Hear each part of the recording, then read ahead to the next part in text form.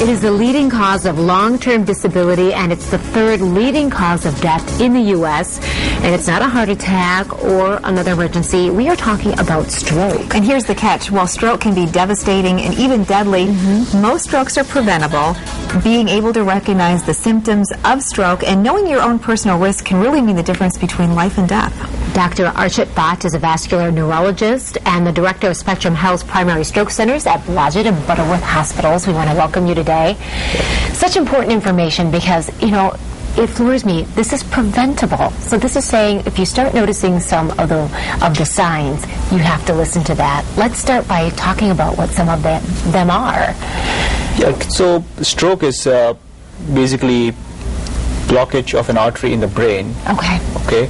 And there are a few traditional symptoms that everybody should be aware of. Okay. And those symptoms are weakness on one side or numbness on one side or having speech difficulty and facial droop.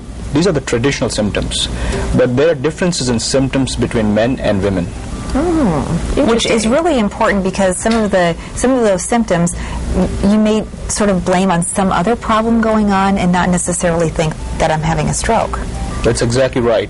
So in women, obviously there are traditional symptoms, but they are more likely to have non-traditional symptoms like disorientation, headache, chest pain, or shortness of breath.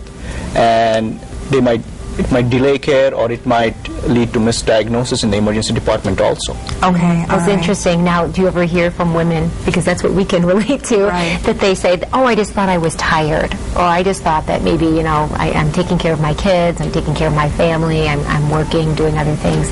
Is that a thing that might be a problem too, because they're not really realizing that something more is happening? Not exactly. I mean, it's not every symptom. Yes, every symptom can be related to stroke, but it's more important to be aware that if there is a sudden change in the level of your functioning, that is more important than having a constant symptom, you know. Right, because when a stroke comes on, it really can become an immediate problem. Yes. And if people get help right away, aren't there some great interventions that you can do? Yes, so usually there is a clot-busting medication which is used traditionally within the first 3 hours or maybe 4 hours. And each minute the treatment is delayed, around 2 million neurons are killed. Wow, that's incredible.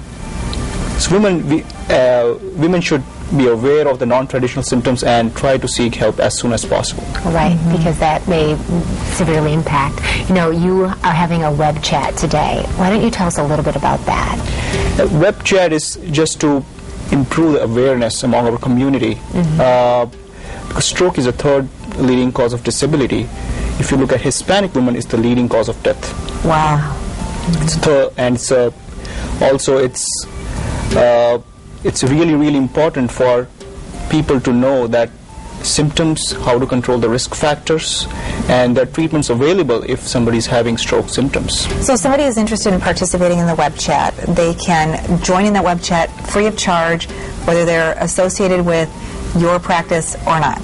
Yes, and it exactly. starts at noon. What a great opportunity for people to have their concerns addressed and talk with people, you know, that have that knowledge and, you know, save lives. Exactly. Hopefully. So we'll get that information on our website, how you can get connected to the web chat live today at noon. Thank you for sharing this really important life-saving information with us today. Thank you.